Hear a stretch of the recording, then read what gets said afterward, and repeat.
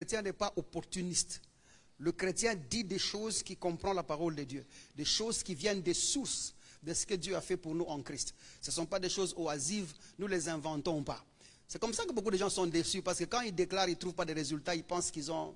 Dieu ne les écoute pas. Nos déclarations doivent provenir des suggestions qui octroient des affirmations qui boostent nos déclarations. Tu déclares rien qui ne soit des affirmations. Parce que ce qui ne provient pas de la conviction est péché, voué à l'échec. Le mot péché là-bas veut dire voué à l'échec. Tu peux beau le déclarer, mais parce que ça ne provient pas des sources qui sont en Christ, ça sera juste des déclarations. Ça sera comme un père oye, oui. Hein? Un père oye, oui. Et puis, rien du tout. Mais quand ça provient des choses de Christ, tout ce que tu dis là va produire des effets au nom de Jésus-Christ. Il y a aussi certaines déclarations, ce n'est pas, je ne suis pas en train de dire aussi, tu peux déclarer n'importe quel verset de la Bible. Est-ce que j'ai parlé des versets de la Bible ici? J'ai parlé des suggestions qui apportent des affirmations qui boostent nos déclarations. Ce sont les affirmations qui boostent nos déclarations. Ça peut aussi être un verset biblique, mais pas nécessairement un verset biblique. Parce que chaque verset biblique ne produira des effets si cette compréhension de ce verset est en Christ. Par exemple, tu dis, lorsque je marche dans la vallée de l'ombre de la mort, je ne crains aucun mal, car tu es avec moi, ta houlette et ton bâton me rassurent. Attention, qu'est-ce que tu veux dire par marcher, être dans la vallée de l'ombre de la mort? C'est quoi être dans la vallée de l'ombre de la mort? Maintenant, quand tu déclares des choses comme ça et tu penses que être dans la vallée de l'ombre de la mort, c'est manquer 10 francs, c'est manquer l'argent, c'est manquer à manger, tu vois, cette déclaration-là n'est pas dans les suggestions qui produisent des affirmations. Parce que être dans la vallée de l'ombre de la mort, c'est l'état de celui qui n'a pas encore reçu Jésus-Christ comme Seigneur et Sauveur. Toi et moi, nous avons été éclairés par la lumière de l'évangile qui nous a parvenu au salut que nous avons reçu en Jésus-Christ. Il n'y a pas d'ombre dans nos vies. Maintenant, tu peux déclarer ça parce que tu as faim. Quand je marche dans la vallée de l'ombre de la mort, ça ne produira pas des effets. Tu risques d'arriver à la fin et tu vas trouver là-bas ta houlette et ton bâton me rassurent. Tu vois, l'assurance, c'est la houlette et ton bâton. C'est-à-dire que tes déclarations vont faire appel à autre chose parce que la houlette et le bâton manquent. L'instruction du Seigneur manque. Si l'instruction du Seigneur est là, tu déclareras autrement. Quelqu'un me comprend jusque-là? C'est comme aussi une autre déclaration, tu dis par exemple... le malheur atteint souvent le juste, mais l'Éternel les en délivre toujours. Bon, ça va. Mais tu dis dans l'Ancien Testament, le fils de celui qui a déclaré l'a dit, aucun malheur n'atteint le juste. Donc quand tu dis le malheur atteint souvent le juste, tu es en train d'accepter que Dieu peut permettre le malheur dans ta vie, et que quand tu vas l'appeler, c'est alors qu'il viendra enlever ça. Or, cette phrase découle de quelqu'un qui a l'ignorance des réalités des choses en Christ. Dieu ne peut pas amener le malheur dans la vie de son fils. Il ne peut pas. Mais ce qui tiendrait comme déclaration serait par exemple, aucun malheur n'atteint le juste. Ça veut bien dire parce que tu sais que Dieu ne provoque pas le malheur, Dieu ne permet pas le malheur, Dieu n'est pas complice dans le malheur, il n'y a pas une volonté de Dieu passive qui autorise le malheur dans la vie d'un croyant. Dieu n'est pas complice dans le malheur parce qu'il n'y a pas accord entre lui et le diable. Tu vois, les déclarations doivent venir de Christ ou des suggestions qui tiennent dans la réalité des choses en Jésus-Christ. Sinon, tu vas dire des choses et ça ne va pas produire. Tu auras des soucis que Dieu ne t'écoute pas. C'est clair jusque-là? Et troisièmement, nous avons dit que non seulement ça apporte des suggestions qui octroient des affirmations, qui boostent nos déclarations, mais aussi ça nous ramène à la conscience de la fusion avec Dieu et la conscience de sa présence. Donc, il y a des affirmations qui proviennent de ces suggestions-là ou de cette compréhension qui nous rassurent de la conscience de la fusion avec Dieu et de la présence de Dieu. En Christ, nous avons dit que le croyant, Dieu habite en lui. Si tu as reçu Jésus-Christ comme Seigneur et Sauveur, tu dois savoir que toi et Dieu, vous formez un seul être. Pas deux. C'est-à-dire que tu ne l'appelles pas pour venir. Il est là où tu es. Tu n'as qu'à rentrer dans la conscience et les rendre effectives dans chaque domaine de ta vie au nom de Jésus-Christ. C'est comme ça que nous avons noté à un certain moment que les affirmations dont nous parlons ici sont nos affirmations de l'esprit. Les affirmations là qui nous ramènent à la conscience de la fusion avec Dieu. Ce sont des affirmations de l'esprit. Par ça, nous avons dit que ce sont des affirmations de l'esprit qui nous ramènent à la conscience de cette fusion-là. Il faut que ça soit de l'esprit. Et par affirmation de l'esprit, nous avons clairement dit que nous parlions ici des révélations instructives. Vous vous rappelez de ça? Des révélations instructives qui proviennent de l'esprit et qui expriment la pensée de Christ. Ces révélations instructives qui expriment la pensée de Christ d'une manière claire, directe aux croyants pour une sérénité qui est fondée dans la doctrine en Christ. Sérénité active qui est fondée dans la doctrine en Christ. Ça, ce sont les affirmations qui proviennent du Saint-Esprit. Vous êtes avec moi jusque-là? L'Esprit vous amène à ça, à cette révélation qui est instructive, mais qui exprime la pensée complète de Christ d'une manière claire et directe aux croyants. Pour une sérénité active, fondée dans la foi en Jésus-Christ. Tu deviens serein et plein d'activité parce que tu sais ce que tu fais. Ça provient des suggestions qui sont de Christ. Et des affirmations, là, la Bible dit 1 Corinthiens chapitre 2, à partir du verset 9. Il dit ça provient des choses qui ne sont pas montées au cœur de l'homme, que les yeux n'ont pas vu, que les oreilles n'ont pas entendu, que la bouche n'a pas parlé. Mais il dit ces choses-là nous ont été révélées par l'Esprit. Le Saint-Esprit nous a révélé les choses qui ne sont jamais ou qui n'ont jamais été connues par l'homme. Oh Seigneur, ça va jusque-là? Maintenant, de ces choses-là, ce sont des choses qui ne sont... Personne ne les a connues au fait. Nous avons connu ces choses-là par la révélation de l'Esprit. Et nous sommes arrivés à la conclusion ici pour dire quelles sont ces affirmations-là que l'Esprit nous donne. Ces choses-là concernent l'identité de la personne en Jésus-Christ, qui ont à voir affaire avec sa sainteté, sa justice et sa glorification. Je suis saint, je suis juste, je suis glorieux. Ce sont les affirmations qui sont en Christ. Quelqu'un me comprend jusque-là?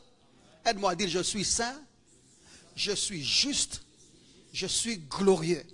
Le Saint-Esprit, lorsqu'il viendra dans ta vie, il t'amènera cette instruction-là autour de ça, qui concerne ta sainteté, qui concerne ta justice ou ta justification, et qui concerne aussi ta glorification.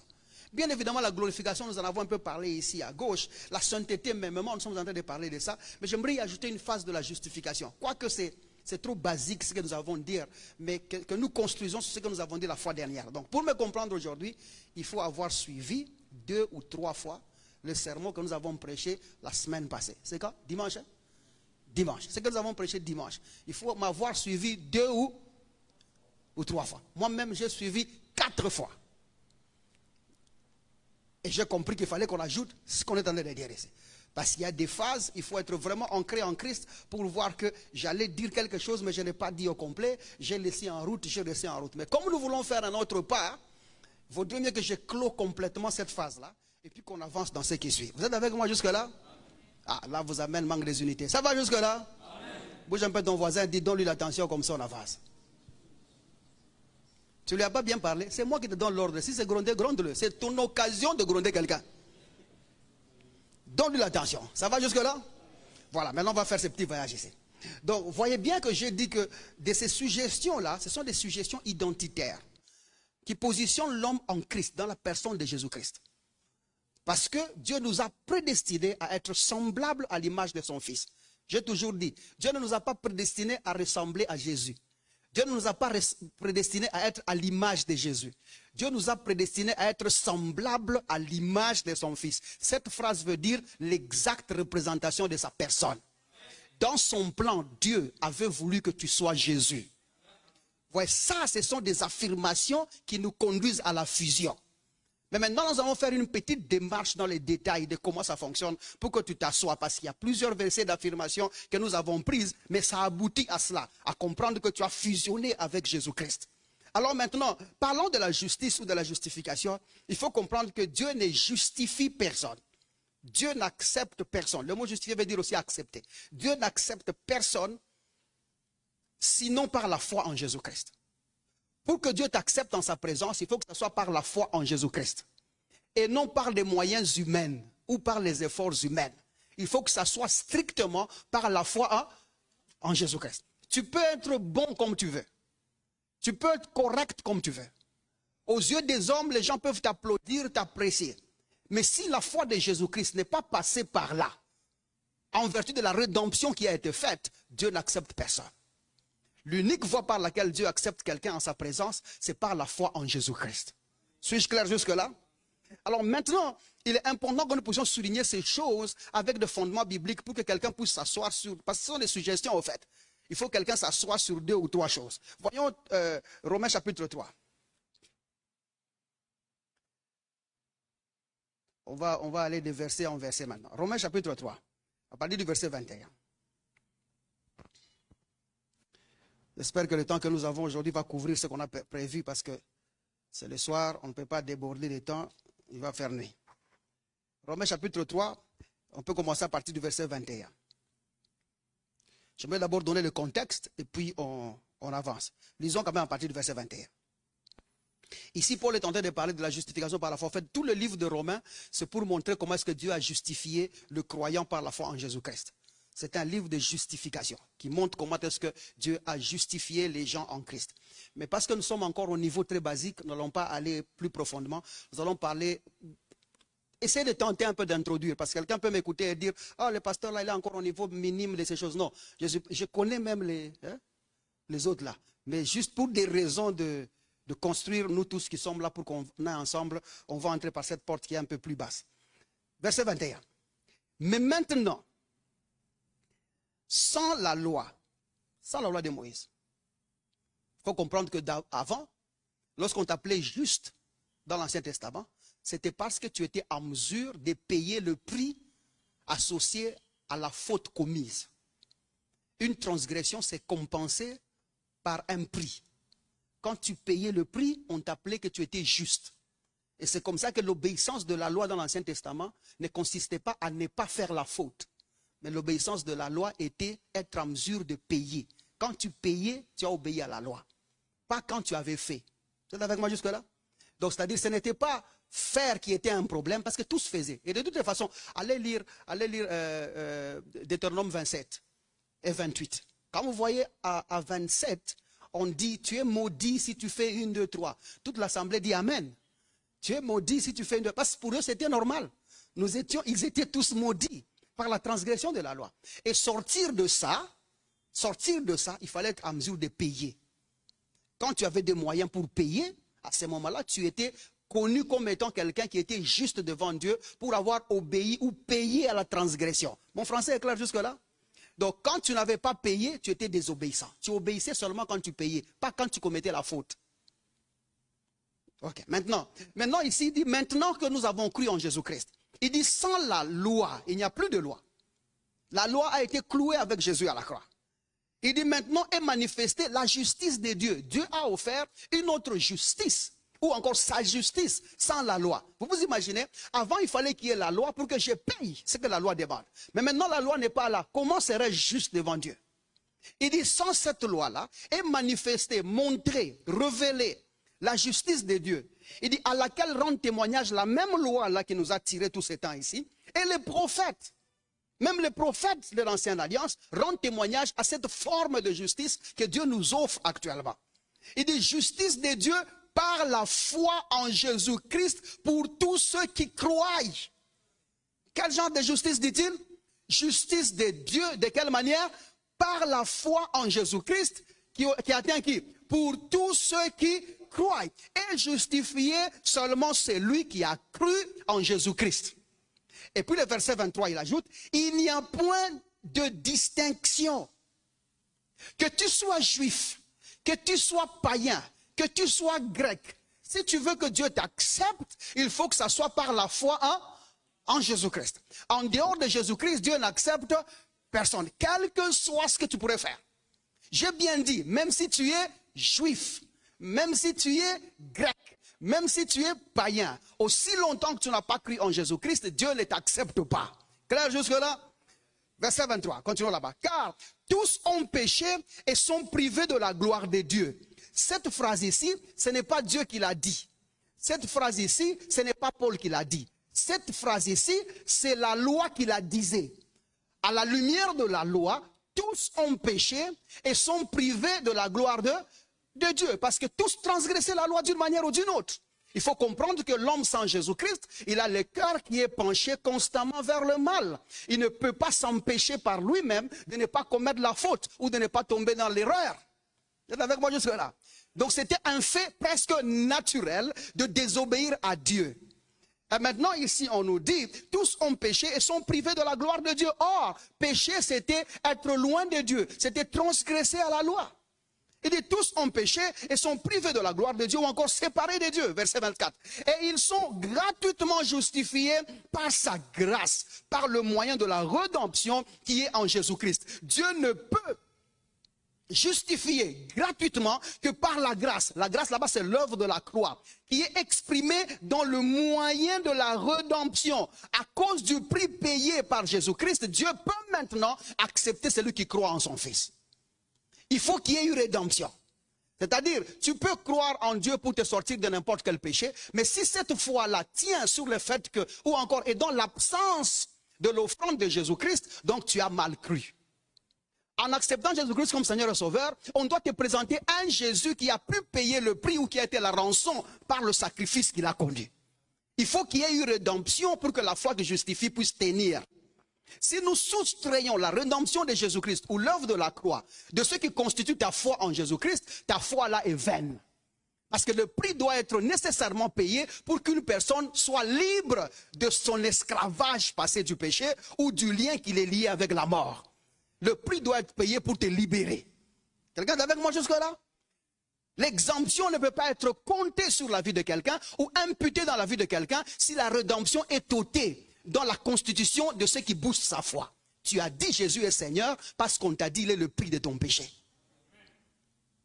C'est clair jusque-là?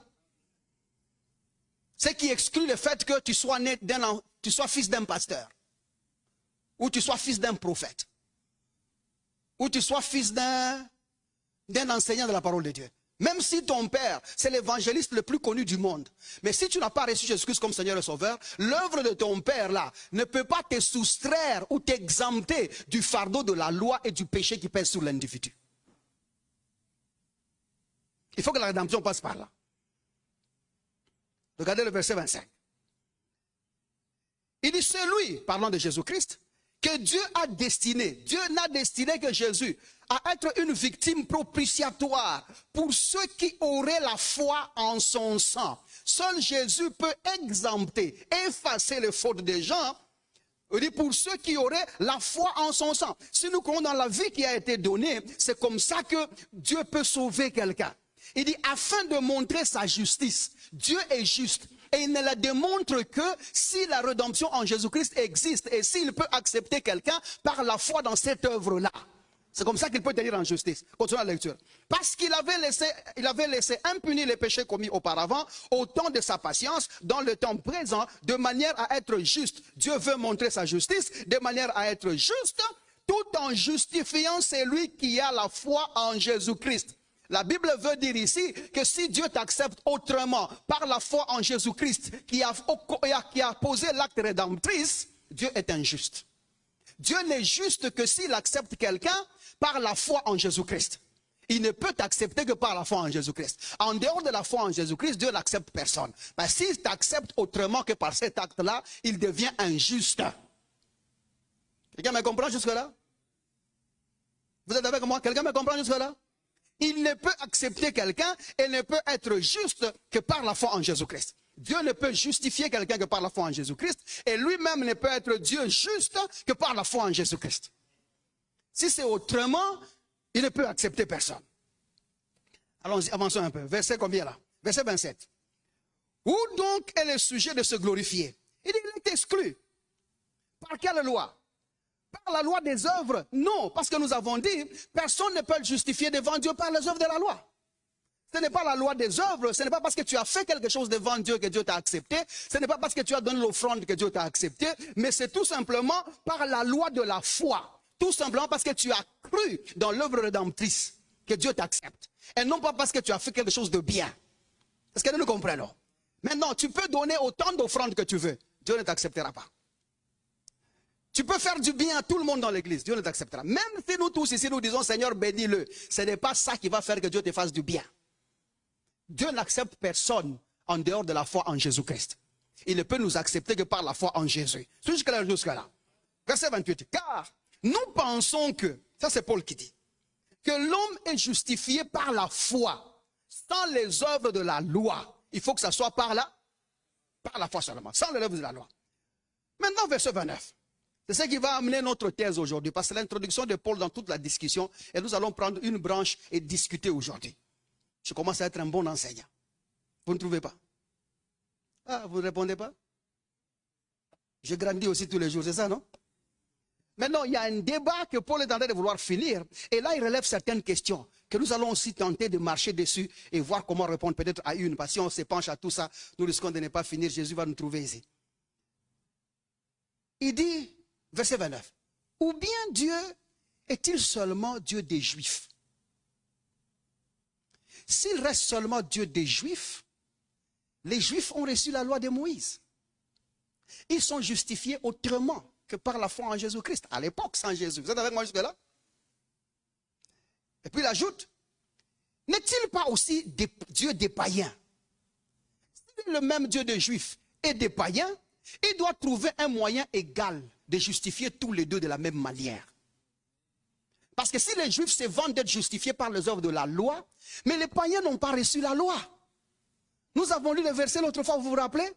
Il a révélé sa loi à Israël, il a donné ses commandements et sa loi à Jacob, et il n'a pas fait de même avec les nations. Il n'a pas donné la loi aux nations. Vous n'avez pas reçu la loi de Moïse, vous autres. Vous n'êtes même pas juifs spirituels, vous êtes congolais, vous. Vous êtes congolais. Dieu ne vous a pas donné la loi. Ou encore Moïse ne vous a pas donné la loi. Et maintenant, Dieu doit trouver un moyen qui justifie les deux en même temps parce qu'il ne peut pas être partial. Il a créé tout le monde de la même manière. Quelqu'un est avec moi jusque-là? Ou bien est-il aussi des païens? Paul répond, il dit oui, il est aussi des païens. Puisqu'il y a en Dieu, il y a un seul Dieu qui justifiera par la foi, écoutez bien, et justifiera de quelle manière? Par la foi, les circoncis, et par la foi, les incirconcis. Tu es circoncis, crois en Jésus-Christ, tu seras sauvé. Tu es incirconcis, crois en Jésus-Christ, tu seras sauvé. Donc la circoncision ou l'incirconcision ne compte plus. Ce qui compte, c'est la foi en Jésus-Christ. Maintenant, verset 31. Anéantissons-nous donc la loi par la foi? Il est loin de là. Au contraire, nous confirmons la loi parce que la loi et les prophètes soulignent qu'il y aura une justification qui ne sera pas par les œuvres, mais celle-là sera par la foi en celui qui est mort pour tous. Mais il a dit sans exception. C'est ça, non? Il a dit ça sans exception. Chapitre 4, le verset 1er. Que dirons-nous donc d'Abraham? Vous avez dit c'est sans exception. Mais quand nous lisons en Genèse chapitre 15, la Bible souligne que Dieu a justifié Abraham. Mais vous dites ici que Dieu n'accepte personne que par la foi en Jésus-Christ. Paul pose la question. Que dirons-nous donc? Qu'avons-nous à dire donc d'Abraham? Parce que c'était ça l'interrogation que les gens lui ont posée. Tu dis qu'il n'y a pas d'exception. Et Abraham, il ajoute, notre père. Il dit, que dirons-nous donc d'Abraham, notre père? Il dit, a obtenu dans la chair. Paul vient de répondre. Il dit que la justification qu'Abraham a obtenue, je te donnerai une nation et je te donnerai une postérité. Et Abraham a accepté à la promesse de postérité et à la promesse d'une nation. La foi d'Abraham était dans les choses. Les enfants et la nation. Ce sont des choses charnelles. Et maintenant, en disant j'ai confiance au Seigneur, cela lui fit imputer à justice, comme pour dire Dieu a accepté sa réponse. Il a dit c'est vrai, j'étais sorti de là pour t'amener jusqu'ici en te promettant une terre et des enfants, alors tu les auras. La justice est glorifiée, mais non devant Dieu. Maintenant, or à l'époque que Paul est en train de dire, il y a quand même des gens qui se vantent eux, d'être justifiés d'une autre manière que par la foi en Jésus-Christ. Notamment les bien-aimés juifs, les bien-aimés hébreux. Et ils croient que par les affiliations d'Abraham, par les affiliations d'Isaac, par les affiliations de Jacob, ils sont donc la postérité dont Dieu avait parlé. Il était donc important que Paul puisse les asseoir et leur montrer que non, ce n'est pas comme ça mon frère. Vous êtes avec moi jusque-là? Et c'est à ça que nous allons essayer un peu de bouger 2-3 choses pour essayer de trouver la compréhension. Voyons Hébreux chapitre 2 à partir du verset 14.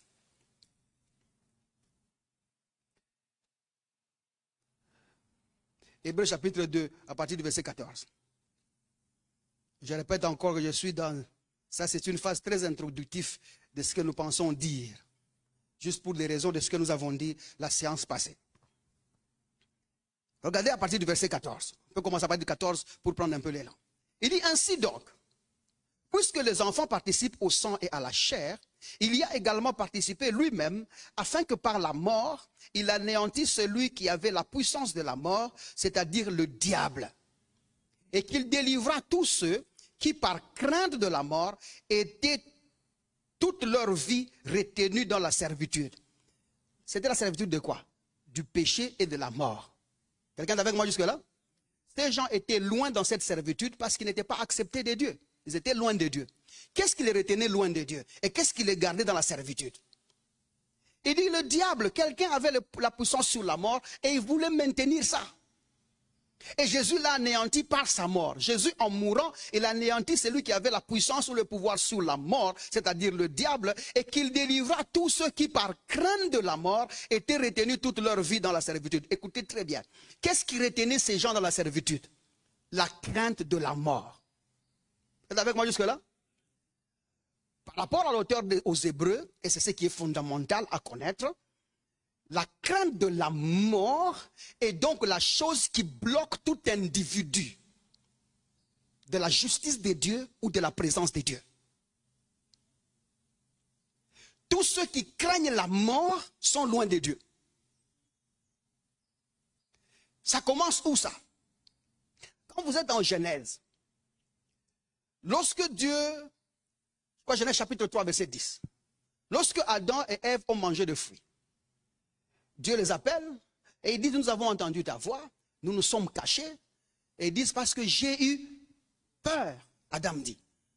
Ça va changer la conception de quelqu'un. Le mot peur là-bas, c'est crainte de la mort. Parce que si vous vous arrêtez sur peur seulement, vous vous posez la question, comment est-ce que Adam peut avoir peur de quelque chose qu'il ne connaît pas? La peur se forme sous l'expérience vécue, l'expérience entendue ou l'expérience vue. Adam n'a jamais vu Dieu en colère. De quoi aurait-il peur? Adam n'a jamais vu Dieu tuer quelqu'un. De quoi aurait-il peur? Adam n'a jamais vu comment Dieu punit quelqu'un. De quoi aurait-il donc peur? Mais quand vous étudiez, vous vous posez la question, cette peur va venir d'où? Ça vient de quelle expérience? Mais quand vous étudiez le mot parle tout simplement de crainte de la mort. La question c'est quelle mort? Vous rentrez en Genèse chapitre 2, à partir du verset 17e, la Bible dit clairement là-bas que Dieu dit à Adam, lorsqu'il arrivera que tu mangeras du fruit de la connaissance du bien et du mal, je suis clair jusque-là? Lorsqu'il arrivera que tu mangeras du fruit de la connaissance du bien et du mal, ok? De la mort tu mourras. Ça c'est la version originale. Là-bas chez vous il dit tu mourras, c'est ça non? Le mort là-bas est deux fois là. Dans le texte original il est deux fois. De la mort tu feras quoi? Tu mourras. Dieu ne dit pas parce que tu as mangé, tu vas mourir, parce que la mort n'était pas une punition, mais une porte de sortie. Dieu disait à Adam, maintenant que si tu te trompes, tout ce que tu as à faire, c'est faire quoi? Accepter de mourir. Si tu acceptes de mourir, c'est comme ça que tu peux recouvrir une autre vie. Parce que n'oubliez pas, tout ce qui se passe dans les Écritures conduit à Jésus-Christ. Donc ce que Dieu est en train de lui dire ici, c'est d'accepter la mort de quelqu'un. Quelqu'un était-il mort avant? Oui, la Bible dit, l'agneau de Dieu a été immolé. Quand ça? Dès la fondation du monde, avant qu'Adam ne fût, l'agneau était déjà immolé. Les providences de Dieu étaient déjà là. Donc ce que Dieu demandait à Adam, c'est d'accepter ou de croire dans la mort de celui qui a pris sa place. Parce que tout ça, ce sont les choses de Jésus. Quelqu'un me comprend jusque-là? Maintenant, Adam ne devait pas se tuer. Adam ne pouvait pas s'étrangler. Tout ce qu'on lui demandait brièvement, c'est d'accepter celui qui a été offert pour lui. D'accepter la mort de celui-là, l'immolation de celui-là. Et s'il acceptait, c'est comme ça qu'il recouvrirait la vie de Dieu. Vous êtes avec moi jusque-là? Et vous voyez le verset, à cause de la peur, à cause de la crainte de la mort qu'il avait, d'ailleurs le verset 18 de ce même chapitre dit quelque chose de très intéressant. Il dit, c'est comme ça que Dieu vit qu'il n'est pas bon que l'homme soit seul. L'homme soit seul où? Dans la mort qui doit mourir là. Vous êtes avec moi jusque là? Il faut lire la Bible en Christ parce que vous lisez beaucoup. Vous ne voyez pas les détails. De quelle mort parlons-nous? Il dit, si tu te trompes de la mort, tu mourras. Mais parce que tu as peur, Dieu a vu que l'homme aura peur d'entrer dans cette mort-là. Il dit, je te ferai une aide semblable. Le mot aide semblable là-bas, c'est secours. C'est le mot Ezer. C'est lui qui te sort d'eux. Il dit, dans cette mort-là, tu ne seras pas seul. Tu auras un vis-à-vis. Quelqu'un comme toi, qui a connu la mort à ta place, qui a connu la mort comme toi. Celui-là viendra te sortir de cette mort-là. Mais maintenant, pour qu'il soit aide, pour qu'il soit secours, il faut qu'on l'appelle. Parce que la Bible dit, celui qui invoquera dans le nom du Seigneur sera sauvé. Eh bah, ça, c'était pas prévu, rentrons quand même là-bas. Ça commence à être bon. Genèse chapitre 2. Observez une chose. Le verset 18. L'Éternel Dieu dit, il n'est pas bon que l'homme soit seul. Soit seul où? Dans la mort qui doit mourir là. Parce qu'il n'a jamais connu cette mort auparavant. Il ne sait pas comment la mort fonctionne. Et pourtant, l'agneau a été immolé depuis la fondation du monde. C'est comme ça que, bien aimé, Dieu ne peut pas te demander, toi, de croire en Jésus-Christ pour être sauvé, mais demander à Adam autre chose que la foi en Jésus. Il y aura incompatibilité. La vérité doit être constante. Si nous avions cru en Jésus-Christ pour être sauvés, Adam aussi devait croire en Jésus-Christ pour être sauvé. Maintenant, voilà le problème d'Adam où ça se trouve. Verset 18. Il dit, l'Éternel Dieu dit, il n'est pas bon que l'homme soit seul. La question que nous avons posée, où? Dans la mort.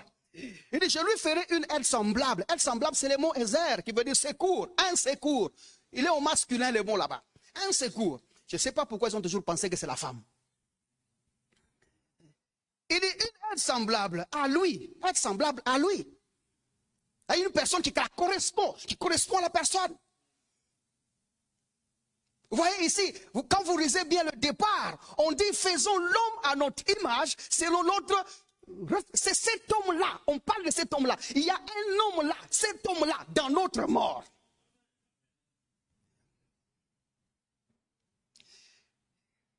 Verset 18. Il n'est pas bon que l'homme soit seul, je lui ferai une aide semblable à lui. Verset 19. Il dit l'Éternel Dieu forma de la terre, observez la nuance. Il y a un problème ici, j'ai déjà relevé la question, j'ai dit, pour que cette aide-là soit active, il faut l'appeler. Il faut qu'on l'invoque. C'est donc qu'il est dit, si tu veux être sauvé de cette mort-là, il faut invoquer le nom du Seigneur, comme celui qui invoquera le nom du Seigneur sera sauvé. Comment le salut va-t-il venir si Adam n'invoque pas son aide, n'invoque pas son secours? Il faut qu'on l'appelle. Cette foi doit être prononcée. Cette foi doit être déclarée. Comme toi, tu as dit, je crois en Jésus-Christ comme Seigneur et Sauveur. Tu as dit en Jésus-Christ. Mais Adam devrait entrer dans cette mort-là. Tout ça, c'est l'explication que Dieu donnait à Adam. C'est que Dieu l'expliquait comment faire. Maintenant, observez là où le problème se trouve. Verset 19. L'Éternel Dieu forma de la terre tous les animaux des champs. Observez bien, il forma tous les animaux des champs, de la terre. Et tous les oiseaux du ciel. Et il les fit venir vers l'homme. Il les prit tous, il les fit venir vers l'homme. Pour voir comment il les appellerait. Comment il les appellerait. Le mot appelé là-bas, c'est le mot kara. Q-A-R-A. Kara. Nommer, appeler, donner un nom. Inviter. Ça veut dire aussi implorer ou appeler. C'est d'accord comment jusque-là? C'est-à-dire que comment il va le kara? Il faut qu'il les appelle, il faut qu'il leur donne un nom. Et puis il ajoute, afin que tout être vivant portant le nom que lui donnera l'homme, que lui kara l'homme. C'est-à-dire que chaque être vivant sur terre devait répondre au nom qu'Adam lui donnerait. Regarde avec moi jusque-là. Verset 20. Et l'homme donna des noms à tous les bétails, aux oiseaux du champ, aux oiseaux du ciel et à tous les animaux des champs. Mais, aidez-moi à dire mais. Encore une fois, mais pour l'homme, il ne trouva point d'aide semblable. Il ne trouva point d'aide semblable à lui. Mais pour l'homme, il ne trouva point d'aide semblable à lui. Qu'est-ce qu'il ne trouva point? Comment on n'arrive pas à trouver d'aide semblable? Parce qu'ici, son travail, c'est que tous les animaux, quand ils ont besoin d'un autre animal, le lion appelle le lion, lion, viens à mon aide. Le chat appelle chat, chat, chat vient à son aide. Mais en ce qui concerne l'aide dans sa mort, l'homme ne trouva pas l'aide semblable parce qu'il ne connaît pas de nom. L'homme est incapable à cet instant de découvrir le nom qui sauve.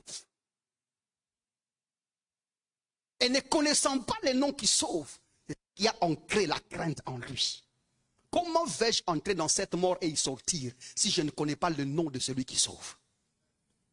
Et ça a tellement préoccupé Adam qu'il a même oublié de donner le nom à sa propre femme. Ève a eu le nom de Ève, on nous a déjà chassé du jardin. Parce que ce qui préoccupait Adam à cet instant-là, c'était connaître le nom de celui qui me sauverait au cas où je mangerai le fruit de la connaissance du bien et du mal. Et maintenant, chose faite, vous connaissez tous l'histoire. Le diable ayant découvert que ce type ne connaît pas le nom de celui qui doit le sauver, maintenant qu'il s'est trompé des choses, le diable l'a enfermé dans cette crainte de la mort. Tu vas mourir, tu ne sortiras pas. Tu vas mourir, tu ne sortiras pas. Tu vas mourir. Si tu oses seulement mourir ici, tu ne sortiras pas. Si tu oses seulement donner de ta vie ici, tu ne sortiras pas. Et c'est resté ce qu'on appelle le péché de l'homme. La crainte de la mort. Pas la pomme. Parce que Jésus a déjà répondu à ça. Ce n'est pas ce qui entre dans l'homme qui suit l'homme. C'est ce qui sort de sa bouche. Qu'est-ce qui est sorti de la bouche d'Adam? Qu'il a souillé. J'ai entendu ta voix. J'ai eu peur. Qu'est-ce qui justifie sa peur? Je ne connais pas le nom de celui qui me sortira de ma mort. Allez encore avec des pommes, vous allez voir. 63. Je dépose les livres et j'ai dit, Seigneur, je vais me reposer. Et c'est trop de choses, donc, trop de choses, je vous dis la vérité, trop de choses. D'abord, la première page, on peut faire un séminaire, même un mois. Et je pédis le Seigneur pour ses grâces dans ma vie. Moi, je suis très reconnaissant. Nous avons dit quoi? Rentrons à l'hébreu. Hébreu combien? Hébreu chapitre 2, verset 14, verset 15. Et qu'il délivra tous ceux qui, par crainte de la mort, voyez, ils étaient crainte de la mort. L'esclavage du péché est motivé par la crainte de la mort. Tous ceux qui étaient par crainte de la mort qui étaient toute leur vie retenus dans la servitude. À cause de la crainte de la mort, tous ces gens étaient retenus dans leur servitude.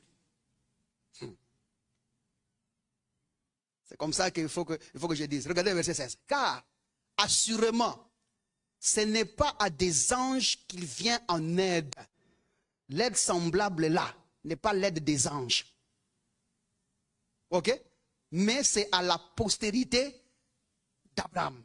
Il vient aider la postérité d'Abraham. Avant qu'on arrive là-bas, il faut que je finisse d'abord le verset 15. Il dit, ceux qui par crainte de la mort étaient toute leur vie retenus dans la servitude. Ils étaient retenus dans la servitude par crainte de la mort, ils y étaient.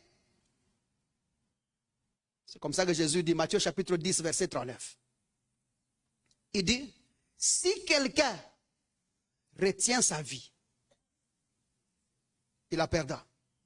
Mais il dit, il faut que je lise toute la phrase. Il dit, si quelqu'un donne la vie à cause de moi, ok, il la recevra. Mais si quelqu'un la retient, il la perdra. En Matthieu chapitre 10, verset 39, j'aime bien cette nuance-là. Au fait, il faut carrément aller voir pour ne pas perdre ce que vous êtes en train de lire, parce qu'il y a deux mots qu'on peut dire là-bas. Matthieu chapitre 10, verset... Vous êtes avec moi jusque-là? 30 combien? 39, 10, 39. Matthieu 10, 39. Écoutez ce qu'il dit. Celui qui conservera sa vie la perdra. Et celui qui perdra sa vie à cause de moi la recouvrira ou la retrouvera.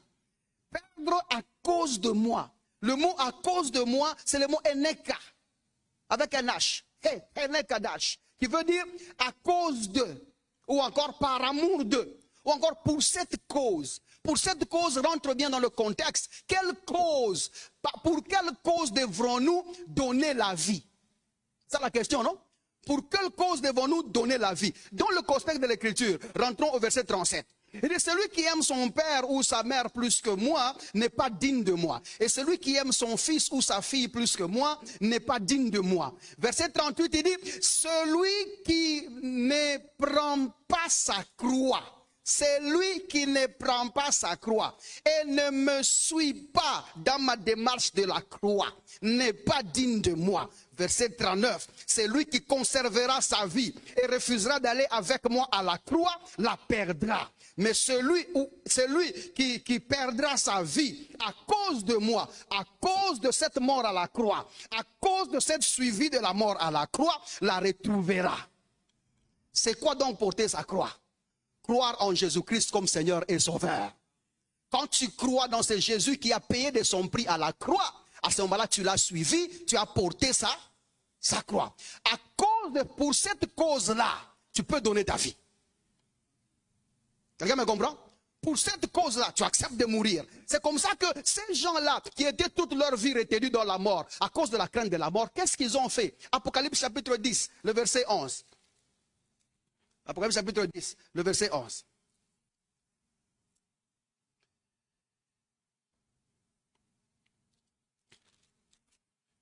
Vous y êtes? Apocalypse chapitre 12 plutôt, pas 10. Apocalypse chapitre 12, verset 11. Il dit, ils l'ont vaincu. Voyez un peu Hébreux chapitre 2, le verset 15 là. Il dit qu'il délivra tous ceux qui par crainte de la mort étaient toute leur vie retenus dans la servitude. Ils étaient dans la servitude par crainte de la mort. Maintenant regardez ici Apocalypse chapitre 12, le verset 11. Il dit ils l'ont vaincu à cause du sang de l'agneau, la vie de Jésus-Christ. Et à cause de la parole de leur témoignage. Quand nous avons écouté le témoignage de ce que Dieu a fait pour nous en Christ, et nous avons cru en cela, nous avons vaincu à celui qui nous retenait. Ok? Maintenant, on nous explique ça s'est fait comment. Et ils n'ont pas aimé leur vie jusqu'à craindre la mort. Si nous sommes libres du péché, libres de l'esclavage de la mort, c'est parce que nous avons accepté de porter la croix et de mourir avec Jésus-Christ. Par la foi en son nom. C'est comme ça que l'homme se libère de son péché, qui est la crainte de la mort. Vous êtes avec moi jusque-là? Maintenant, continuons un peu. Continuons là-bas. Maintenant, quand quelqu'un a pu faire cet acte-là, il est libre complètement du péché. Et il ajoute en Hébreux chapitre 2, à partir du verset 16e, il dit, car assurément, ce n'est pas à des anges qu'il vient en aide. L'aide semblable n'est pas pour les anges, mais à la postérité d'Abraham. Notez qu'il ne dit pas à ceux de la postérité d'Abraham, mais il dit à la postérité d'Abraham. La plus grande question ici, c'est qui est donc la postérité d'Abraham? Qui est donc la postérité d'Abraham? C'est quoi la postérité d'Abraham? Regardez d'abord, pour explication, Paul répond en Romains chapitre 9, à partir du verset 6e. Si vous êtes perdu, levez la main. Quelqu'un a levé la main? Si vous êtes perdu, levez la main. Romains chapitre 9, à partir du verset 6. La question c'est, qui est la postérité? Regardez le lien. Parce qu'il ne faut pas seulement être juif pour être la postérité d'Abraham. Il ne faut pas seulement naître d'Abraham dans la chair pour être la postérité d'Abraham. Qui est la postérité d'Abraham? Verset 6. Ce n'est point à dire que la parole de Dieu soit restée sans effet. Car tous ceux qui descendent d'Israël, de Jacob, ne sont pas Israël. Verset 7. Et pour être la postérité d'Abraham, on pose la question, pour être la postérité d'Abraham, ils ne sont pas tous ses enfants. Mais il est dit, en Isaac sera nommé pour toi une postérité. C'est-à-dire, ce ne sont pas les enfants de la chair qui sont enfants de Dieu, mais que ce sont les enfants de la promesse qui sont regardés comme la postérité. Qui sont donc la postérité d'Abraham ou qui est la postérité d'Abraham? Ce sont les enfants de la promesse. Vous êtes avec moi jusque-là? La postérité d'Abraham sont les enfants de la promesse. C'est quoi donc la promesse? Quelle est donc cette promesse-là? Galates chapitre 3, à partir du verset 8. Galates chapitre 3, regardez le verset 8. La Bible dit ici, aussi l'Écriture prévoyant que Dieu justifierait les païens par la foi. Ouh, vous avez vu la promesse? Que Dieu justifierait qui? Les païens par la foi. A d'avance annoncé cette bonne nouvelle. La promesse, c'est la bonne nouvelle. C'est l'évangile que nous prêchons. A d'avance annoncé cette bonne nouvelle à Abraham. Quand on parle là-bas de la promesse d'Abraham, on parle de l'évangile que nous prêchons aujourd'hui. Qu'est-ce qu'il a annoncé? Il dit, toutes les nations seront bénies en toi. Notez qu'il ne dit pas bénies par toi, mais il dit bénies en toi. De la postérité d'Abraham. La postérité d'Abraham, c'est autre chose. De la postérité d'Abraham, c'est aussi autre chose. Par exemple, pour ne pas entrer en détail, parce que mon temps est en train de partir, en ce qui concerne être de la postérité d'Abraham, naître de la chair, ou encore venir de sa famille, la Bible nous a dit, ils ne sont pas tous. Ok? De la postérité d'Abraham. Parce que ceux qui étaient comptés enfants d'Abraham biologiquement ne devaient pas seulement venir d'Abraham, mais devaient venir selon que le plan de rédemption était associé à leur père. En d'autres termes, Abraham, on a dit c'est Isaac. Or, Abraham a eu aussi Ishmaël. Abraham a eu aussi les fils de Ketura. Il en a eu 6 autres fils. Plus Ishmaël, ça fait 7. Plus Isaac, ça fait 8. Le gars avait 8 enfants au-delà de 100 ans. Champion du monde.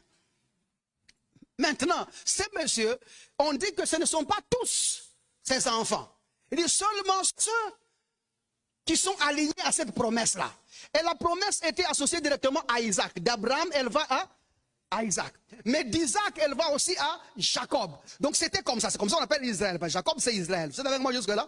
Donc tous les autres là, les enfants d'Ésaïe, quoi qu'ils ont un grand-père qui s'appelle Abraham, mais ils ne sont pas fils d'Abraham. Ils étaient considérés comme les autres peuples.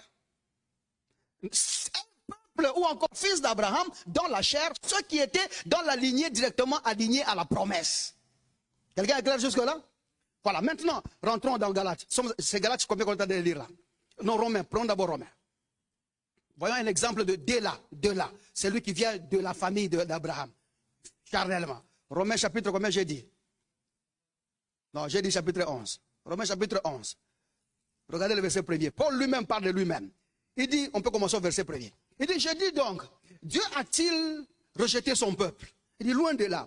Car moi aussi, je suis israélite de la postérité d'Abraham. Il ne dit pas la postérité d'Abraham. Il dit de la postérité d'Abraham. Paul reconnaît qu'il est aussi, parce qu'il est benjamite, et ceux de Benjamin sont les fils de Jacob, ok? Et de Jacob était la promesse. Donc il s'est dit aussi, il est de la postérité d'Abraham.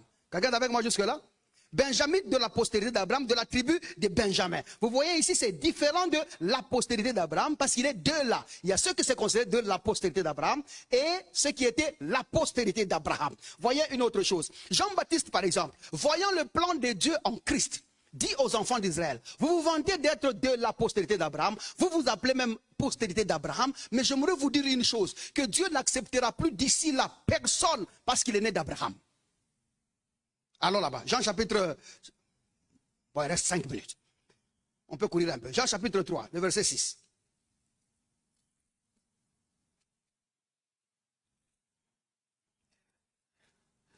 Jean chapitre 3. On peut commencer à partir du verset... Jean chapitre 8 plutôt, pas 6.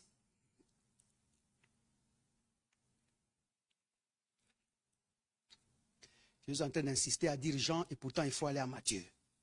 S'il vous plaît, allez à Matthieu chapitre 3. Prenons carrément le verset 7 pour aller vite. Mais voyons venir à son baptême beaucoup de pharisiens et de sadducéens. Il dit, race de vipères. Vous montrez que Jean n'avait appelé personne d'autre race de vipères que les sadducéens et les sadducéens. Jamais les gens normaux. Ils les appelaient seulement eux. Pourquoi? À cause de l'intensité qu'ils avaient mis sur la loi.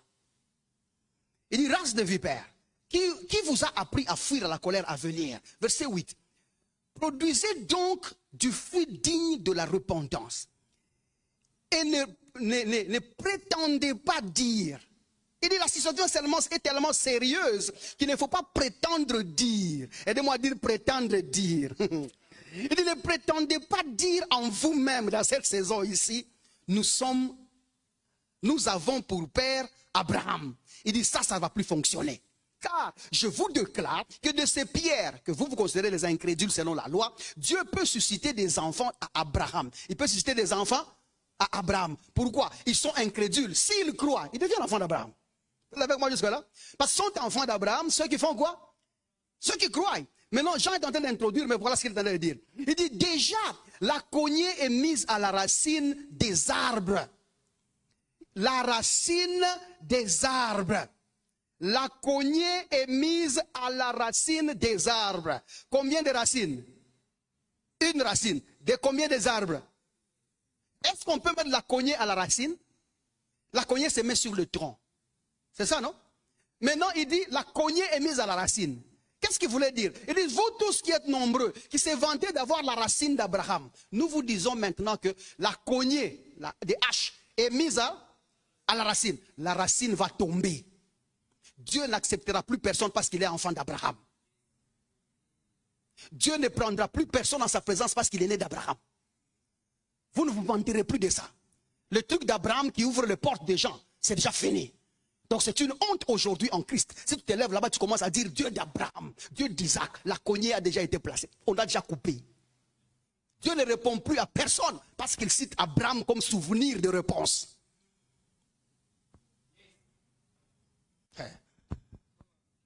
Alors, verset combien? Il dit, tout arbre donc qui ne produit pas de bons fruits sera coupé et jeté au feu. Jean, c'est tellement sérieux. Il dit, oui, c'est tellement sérieux. Moi, je vous baptise d'eau pour vous amener à la repentance, au changement de culte. Je veux que vous arrêtez avec vos trucs juifs. Je veux que vous tournez les yeux ailleurs maintenant. À ce que je vous offre. Il dit, mais celui qui vient après moi, il est plus sérieux. Il dit, il est plus puissant que moi. En d'autres termes, il ne blague pas. Et je ne suis pas digne de porter ses souliers. Je ne peux pas faire sa mission. Il a une mission particulière. Il dit, lui là, dont je parle, il vous baptisera du Saint-Esprit et de feu. C'est sérieux. Saint-Esprit, nouveauté de vie, feu Guyenne. Tu crois en lui, tu es né de Dieu. Tu ne crois pas en lui, tu vas dans le feu. Le feu là, ce n'est pas le feu du Saint-Esprit, ok? Le feu de l'Esprit, ce n'est pas un feu. Ici, ça parle de deux choses différentes. Tu crois en Jésus-Christ, tu es né de l'Esprit, tu refuses de croire en Jésus-Christ, tu vas en enfer. Il dit, lui, il ne blague pas. Vous êtes avec moi jusque-là? Pour plus d'explications du feu là, parce que quelqu'un essaie de croire que j'invente un truc. Regardez le verset suivant. Nous sommes où? Verset 12. Il a son van à la main. Il nettoyera son air, sa surface. Et il amassera le blé dans le grenier, mais il brûlera la paille dans un feu qui ne s'éteint point. Donc tu crois en Jésus-Christ, tu es né de l'Esprit, tu refuses de croire, tu vas dans le feu. Seule la foi en Jésus-Christ te donne une place auprès de Dieu. Vous êtes avec moi jusque-là? J'ai dit seule la foi en Jésus-Christ te donne une place auprès de Dieu. C'est ce que Jean-Baptiste est en train de nous dire. Mais maintenant, Paul explique ça encore bien. Rentrons en Romains chapitre 4, le verset 13. Il me reste 3 minutes. Si on ne finit pas ça, je n'y rentrerai plus. Romains chapitre 4, le verset 13. Vous y êtes? En effet, ce n'est pas par la loi que l'héritage du monde a été promis à Abraham ou à sa postérité. C'est la promesse dont nous parlons là. Il dit, c'est par la justice de la foi. Verset 14. Car si les héritiers les sont par la loi ou les œuvres de la loi, la foi est vaine et la promesse est anéantie parce que la loi produit la colère. Verset 15. Et que là où il n'y a point de loi, il n'y a point non plus de transgression. Verset 16.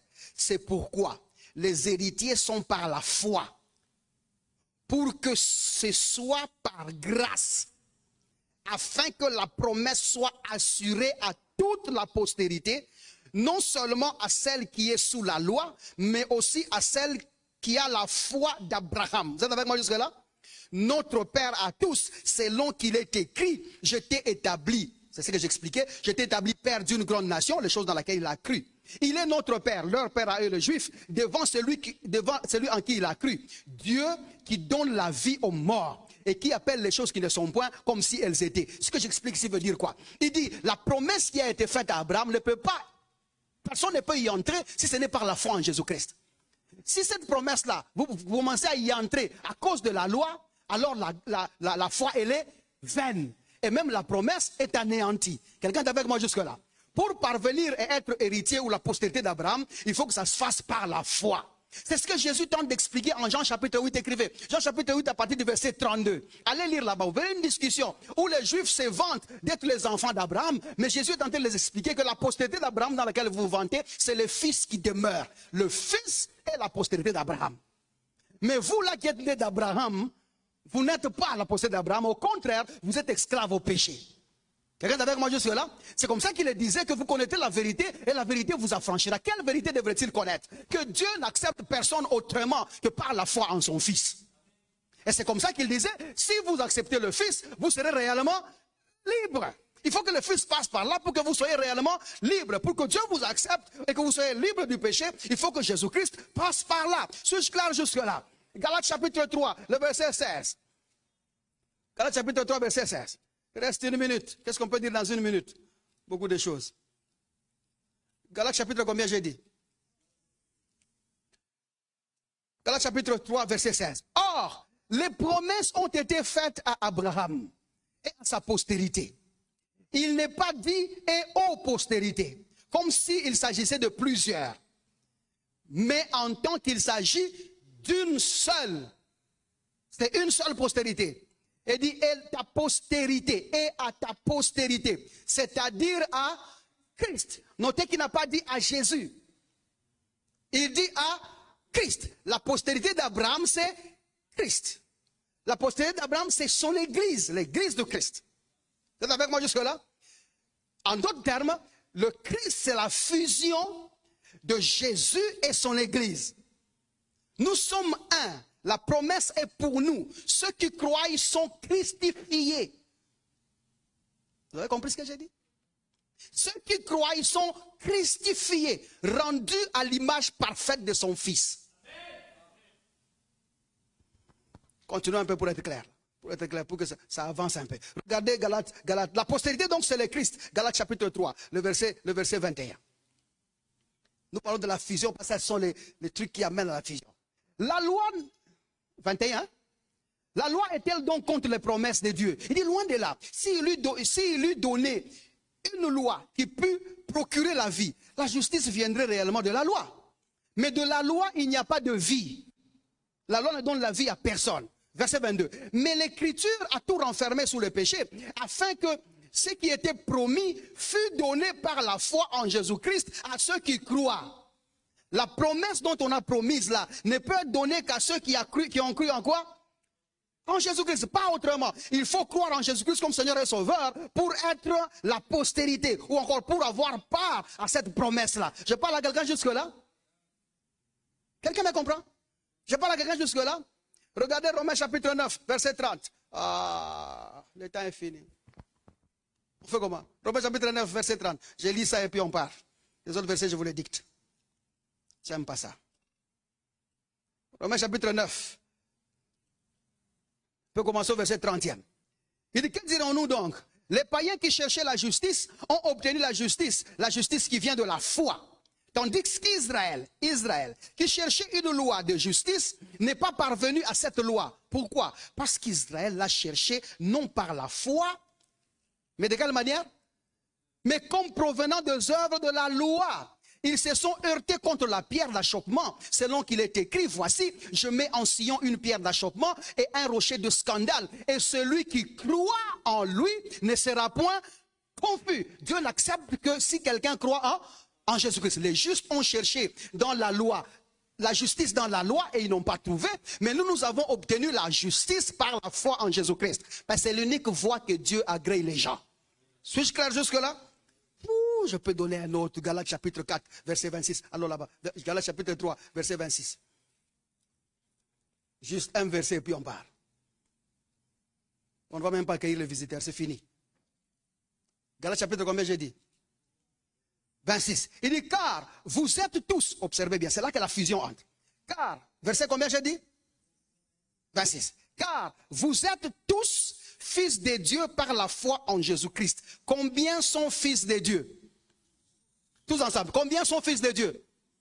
Combien de fils de Dieu sommes-nous? Ah? C'est ce que votre Bible dit?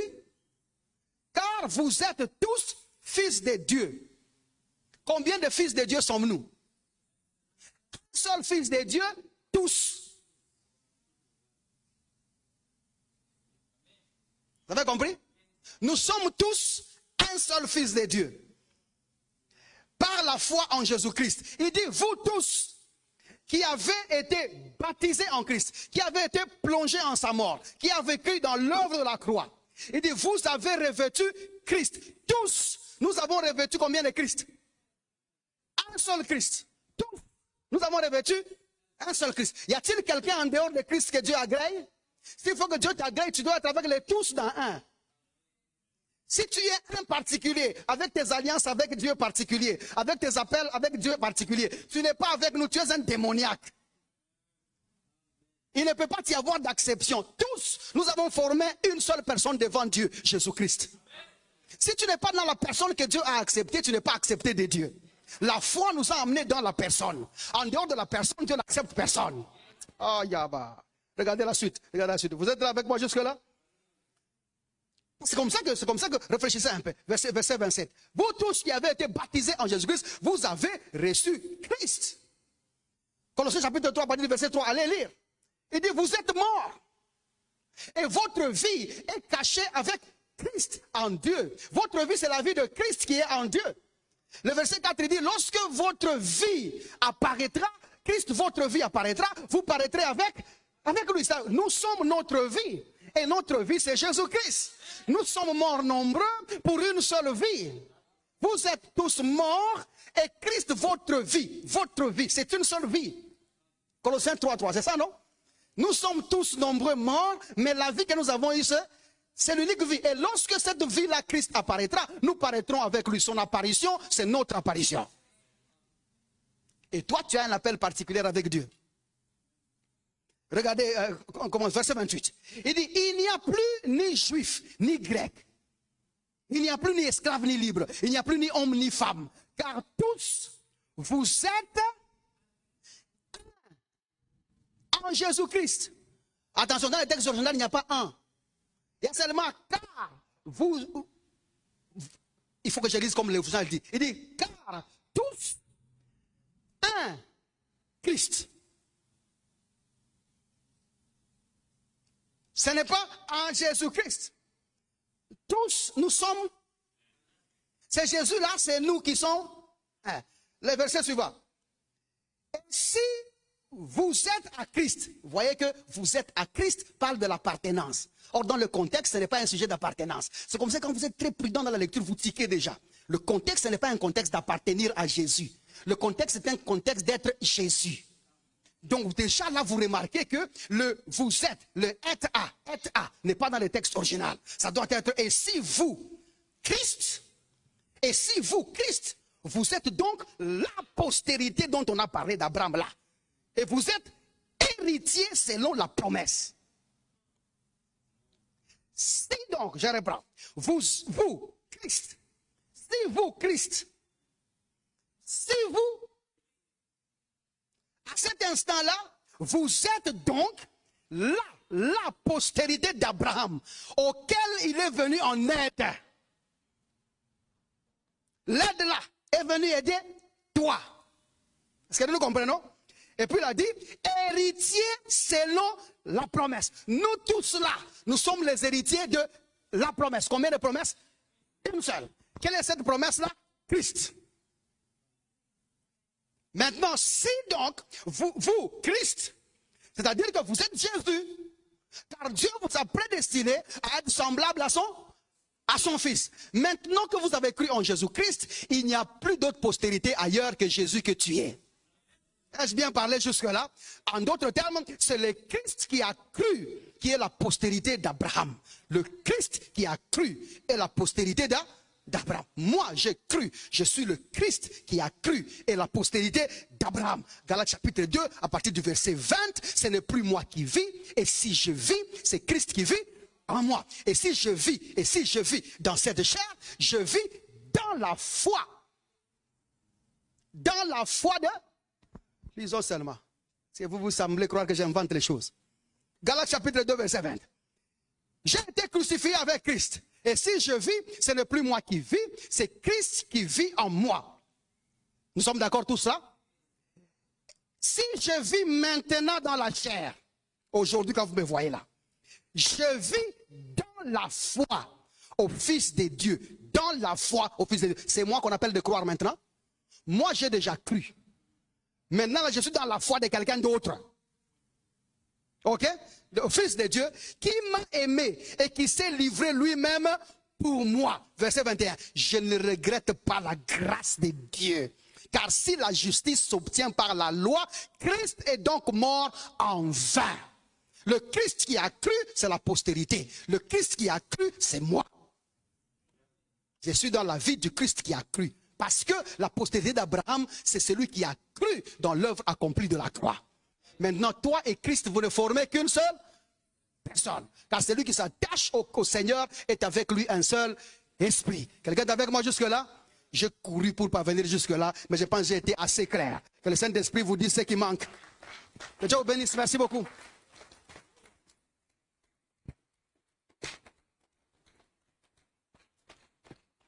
Bien. Laissez-moi prier un peu. Père, au nom de Jésus, tu apportes clarté, tu apportes édification et tu apportes soutien dans la vie de mon frère. Cette parole commence à être très claire. De Genèse à Apocalypse, elle est très claire pour mon frère. Les Écritures sont en train de se ranger dans son esprit, afin qu'il comprenne le mystère des choses que tu as dévoilées depuis longtemps. Merci au Père de gloire pour ton esprit qui est au milieu de nous. Merci parce que dès aujourd'hui, nous avons la conscience de sa présence.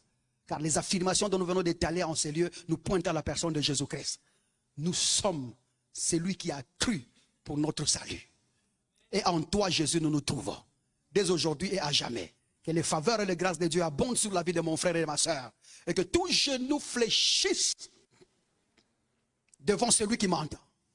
C'est comme ça qu'au Père de quoi j'ai dit, ils sont favorisés devant les hommes comme ils le sont devant toi. Partout où ils le passent, les choses célestes, les choses d'en haut se manifestent dans leur vie. Ils obtiennent, ils trouvent, ils reçoivent, ils touchent, ils palpent et ils trouvent des solutions dans leurs problèmes par les vertus de Dieu dans leur vie. Au nom de Jésus, nous avons ainsi prié. Amen. Cette diffusion a été sponsorisée par des frères et sœurs qui croient en l'avancée de l'évangile de Jésus-Christ et Jésus-Christ crucifié sans additif. Si vous désirez vous joindre à eux, veuillez nous contacter au +243 99 000 27 60 ou encore par email à l'adresse maîtrechurchrdc@gmail.com.